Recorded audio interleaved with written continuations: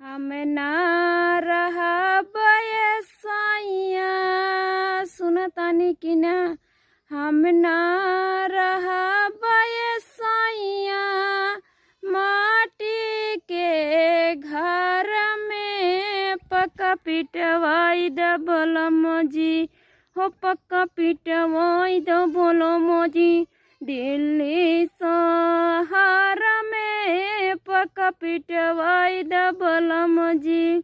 बोलिया जा बोलई बोलमु सासना ना दिया तनवा जा माराई बोलमु तोहर गोतिनिया। बोलिया जा बोलई बोलमु सासना ना दिया तनवा जा माराई बोलमु तोहर गोतिनिया। हम ना रहा बयसाइया गौआ दिहात में पक्का पिटवाई द बोलम जी।